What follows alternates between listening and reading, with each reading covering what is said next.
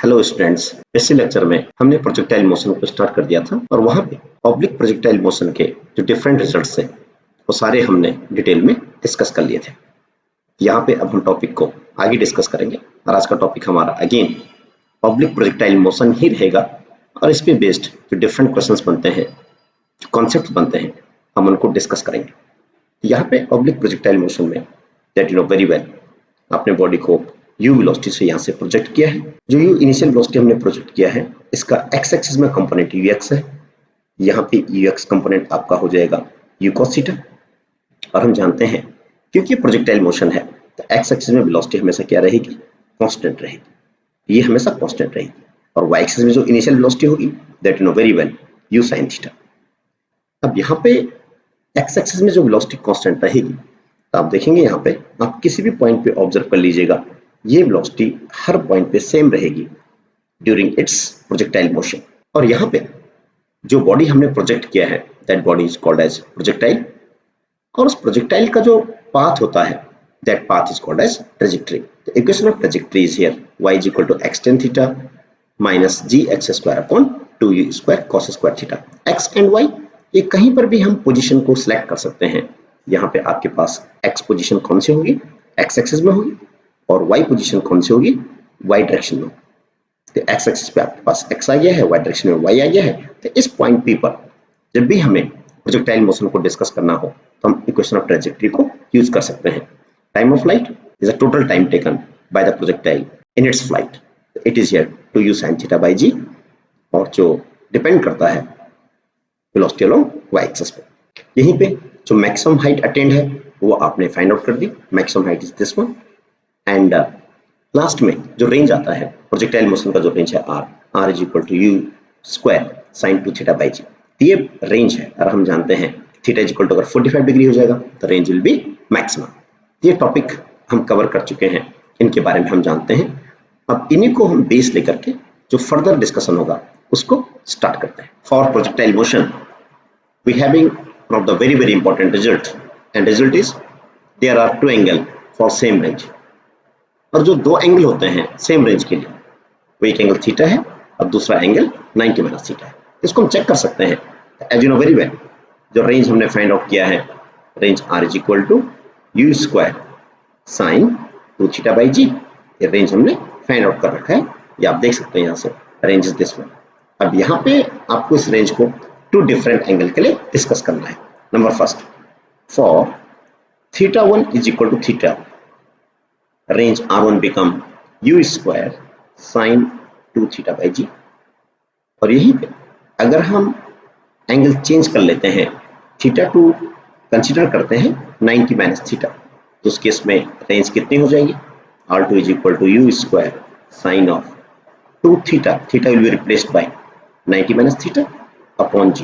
इसको थोड़ा सा अगर हम ओपन कर लें, it become here u square sine 180 minus 2 theta by g। Here sine 180 minus 2 theta is again sine 2 theta by g। तो आप देखेंगे ये जो वैल्यू आई है u square sine 2 theta by g, ये अगेन हमारे पास r1 है।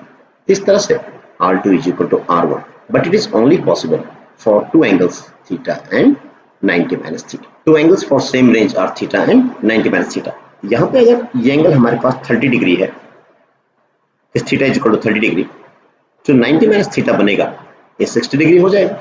इट मीन्स 30 डिग्री और 60 डिग्री पे रेंज सेम रहेगी। यहाँ पे आप देख सकते हैं the range is same here for 30 degree as well as this 60 degree. इन दोनों एंगल्स के लिए रेंज सेम रहेगी। लेकिन अगर हम इस 45 डिग्री को देखते हैं, इट बीइंग 45 डिग्री, यहाँ पर हम जानते हैं अच्छी तरह से 45 डिग्री पे रेंज हमारे पास मैक्सिमम होती है। It is the maximum range. Let us discuss a question based on projectile motion. The statement is, a hunter aims his gun at a monkey sitting on a tree. At the instant bullet leaves the barrel, the monkey drops. Will the bullet hit the monkey? तो problem ये है कि आपने जैसे ही यहाँ gun से bullet को fire किया, ठीक उस टाइम पे ये मंकी यहाँ ट्री से ड्रॉप हो जाता है, यहाँ से नीचे गिर जाता है। आपका प्रॉब्लम यह है कि जैसे ही ये मंकी यहाँ नीचे ड्रॉप हुआ है, उसी टाइम पे यहाँ से बुलेट फायर किया गया है, तो क्या ये बुलेट मंकी को हिट कर देगा? इस प्रॉब्लम में हमें ये देखना पड़ेगा कि जो बुलेट है और मंकी है, अगर वो एक ही टाइम पर एक ही पोजीशन पे आ जाते हैं, it means bullet will hit the monkey. तो हमें अज्यूम कर सकते हैं कि जिस टाइम पे आपने बुलेट को फायर किया विद वेलोसिटी u, उसी टाइम पे जैसे मंकी ड्रॉप हुआ तो मंकी वर्टिकली डाउनवर्ड नीचे गिरेगा, और जो बुलेट का मोशन होगा वो एक पैराबोलिक पाथ होगा, प्रोजेक्टाइल मोशन होगा। तो आप देख सकते हैं यहाँ से ये प्रोजेक्टाइल मोशन यहाँ से बुलेट का है, this one, a monkey will fall vertically down. आप यहाँ पे पहले मंकी के लिए पढ़ दीजिए, for monkey the solution is here. Monkey को अगर हम देखते हैं तो इसके लिए monkey vertically downward freely fall है। ऐसी सिचुएशन में initial velocity for monkey will be downward, और मंकी यहाँ पे मैंने रिप्रेजेंट किया है इस m पॉइंट से n पॉइंट तक मंकी ड्रॉप हो गया है गिवन टाइम में। कितना ड्रॉप हो गया? h हाइट से ड्रॉप हो गया है। h इज इक्वल टू कितना हो जाएगा? ut plus half g t square is the downward motion for the monkey. अब यहाँ पे इनिशियल वेलोसिटी 0 है, अब वैल्यू पुट कर दीजिए 0 plus half g t square. तो यहाँ से h का वैल्यू कितना आ गया? It comes out to be half g t square. तो जो इक्वेशन नंबर 1 हमने फ्रेम किया है, it is the motion of monkey. अब यहाँ पर हम बुलेट को स्टडी करेंगे, तो बुलेट के मोशन को अगर हम देखें, ये एक पैराबोलिक पाथ है, प्रोजेक्टाइल मोशन फॉर बुलेट। आप इस बात को अच्छी तरह समझ सकते हैं, इसका जो पाथ है वो कैसा है? Parabolic.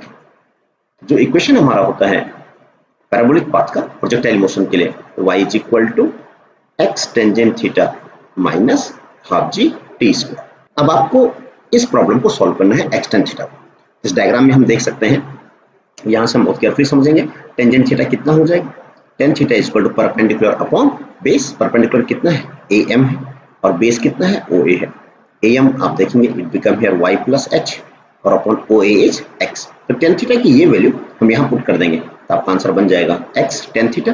Ten theta is y plus h by x minus half g t square.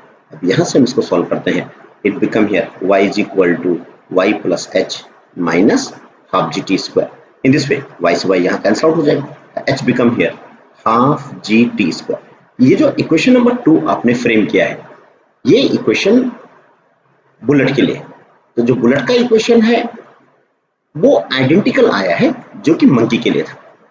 इसका मतलब ये हुआ कि मंकी टी टाइम में m पॉइंट से और n पॉइंट तक ड्रॉप हो गया है, और उसी टाइम पे जो बुलेट है वो भी टी टाइम पर h डिस्टेंस से वर्टिकली डाउनवर्ड आ गई है, क्योंकि बुलेट को हमने एम मंकी पे किया था, लेकिन प्रोजेक्टाइल मोशन होने की वजह से उसका पाथ पैराबोलिक हो गया, और टी टाइम पे बुलेट इस पॉइंट n पे आ जाएगा, और एज वेल एज उसी टी टाइम पे मंकी भी पॉइंट m से n तक आ जाएगा। इन this way bullet will hit the monkey. Next question is T1 T2 are the time of flights for angles of projection theta and 90 minus theta respectively. Show that T1 T2 is equal to 2r by g and is the range. That we know very well. Theta and 90 minus theta are the angle of projection for same range.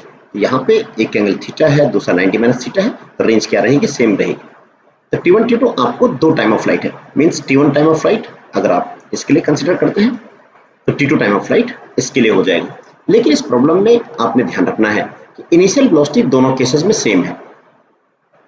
तो अब आपको इस problem को process करना है। तो यहाँ पे आपके पास टाइम ऑफ फ्लाइट का फॉर्मूला होता है 2u sin थीटा बाई जी। तो T1 कितना हो जाएगा? T1 become here 2u sin theta by G, और यहीं पे अगर हम T2 को डिस्कस करें तो T2 become 2u sin theta will be replaced by 90 minus theta upon g. It become here 2u cos theta by g is the equation number 2 is it। अगर हम यहाँ पे सॉल्व करते हैं T1 into T2 आपने multiply कर दिया, it become here 2u sin theta by g and it is here 2u cos theta by g। आपने सिंपली वैल्यू पुट कर दी। थोड़ा सा इसको मैनेज कर लेते हैं। it become here, अगर मैं यहाँ पे 2 by g को मैंने साइड ले लिया और यहाँ पर मैंने मेंशन कर लिया u square 2 sin theta cos theta by g, इसको मैनेज कर देंगे। It become here 2 by g, it become u square sin 2 theta by g. अब जो u square sine 2 theta by g होता है, इसका हमें इंफॉर्मेशन है, ये रेंज होती है, it become here 2r by g. In this way, t1 into t2 is equal to 2r by g. Let me express the equation of trajectory in terms of horizontal range r. यहाँ पे projectile motion के लिए जो equation of trajectory होती है वो मैंने यहाँ पे एक्सप्रेस कर दिया है, ये हमने लिख दिया है. It is here y is equal to x tan theta minus gx square upon 2u square cos square theta. अब यहाँ पे हमें रेंज को इंट्रोड्यूस करना है, तो horizontal range as you know very well, range r is equal to u square sine 2 theta by g. यहीं पे हम g बाई यू स्क्वायर, यहाँ पे जो क्वांटिटी आप देख रहे हैं इसको यहाँ से रिप्लेस कर लेते हैं g बाई यू स्क्वायर. यहाँ से g बाई यू स्क्वायर कितना हो जाएगा, it become here sine 2 theta by r. ये वैल्यू हम अगर यहाँ पुट कर देते हैं तो आपका आंसर बन जाएगा x tan theta minus it is here sine 2 theta by r 2 cos square theta 2 sin theta cos theta into x square by r and it is here 2 cos square theta. और 2 से 2 यहाँ cancel out हो जाएगा, cos theta से cos theta ये भी cut जाएगा, आपका रिजल्ट आएगा y is equal to x tan theta minus it become here x square tangent theta by r. अब यहाँ पे हम इजिली x tan theta को कॉमन ले सकते हैं, x tan theta is taken outside, bracket में आपके पास बच जाएगा 1 minus x by r. It is the desired result here, the expression of trajectory in terms of horizontal range r. इसकी help से हम डिफरेंट क्वेश्चंस को सॉल्व कर सकते हैं. The next question is, for given projectile motion, show that tangent theta is equal to tangent alpha plus tangent beta. यहाँ पे आपको डायग्राम दे रखा है, इस डायग्राम में मेंशन है कि जो बॉडी को हमने इनिशियल वेलोसिटी u से प्रोजेक्ट किया है और इसका एंगल ऑफ प्रोजेक्शन थीटा है. किसी पॉइंट p को प्रोजेक्टाइल मोशन की जो ट्रेजेक्ट्री है वहां पे कंसीडर कर दिया गया है और वो पॉइंट p ओरिजिन पे जो एंगल बना रहा है वो अल्फा बना रहा है और जो पॉइंट ऑफ लैंडिंग है b वहां पे एंगल बीटा बन रहा है. तो आपको ये रिलेशन एस्टेब्लिश करना है. यहाँ पे अभी हमने डिस्कस किया था कि जो हमारे पास इक्वेशन ऑफ ट्रेजेक्ट्री होती है उसको हम इन टर्म्स ऑफ रेंज के एक्सप्रेस कर सकते हैं. It comes out to be y is equal to x tangent theta, तो ब्रैकेट में था हमारे पास 1 minus x by r. ये हमारे पास इक्वेशन ऑफ ट्रेजेक्ट्री है. तो यहाँ से हम टेंजेंट थीटा को जो इस प्रॉब्लम का लेफ्ट हैंड साइड है उसको सॉल्व कर सकते हैं. तो टेंजेंट थीटा कितना हो जाएगा, tangent theta become here y by x and it is here 1 minus x by r. इसको थोड़ा और सॉल्व कर देंगे, it become here y by x into r minus x by r. इसको सॉल्व करेंगे, it comes out to be tangent theta is equal to y r over x into r minus x. In this way हमने यहाँ पे tangent theta को solve कर दिया है. Let us solve the right hand side. तो right hand side में आपको सॉल्व करना है tangent alpha plus tangent beta. तो हम गिवन डायग्राम से टेंजेंट अल्फा और टेंजेंट बीटा को सॉल्व कर सकते हैं. लेट इट बी, जो हमने इक्वेशन ऑफ ट्रेजेक्ट्री अभी यूज किया था वो पॉइंट P के लिए था. तो पॉइंट P में जो कोऑर्डिनेट हमारे पास y एक्सिस में है वही y है और x एक्सिस का जो कोऑर्डिनेट है वो आपके पास OA है. ये आपने यहाँ टेंजेंट थीटा में एक्सप्रेस कर रखा है. y is this one, x is this one.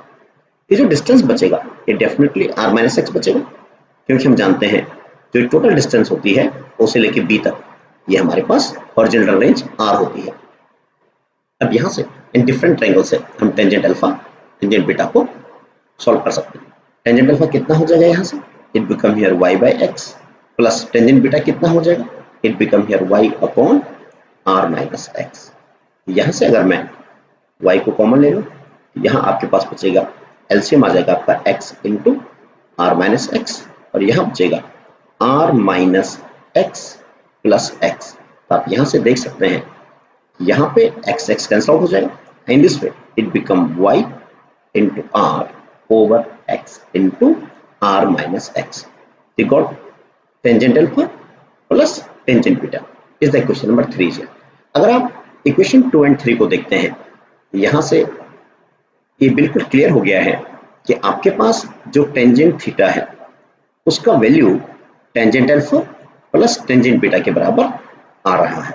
In this वे आपने जो गिवन आंसर है उसको एस्टेब्लिश कर दिया।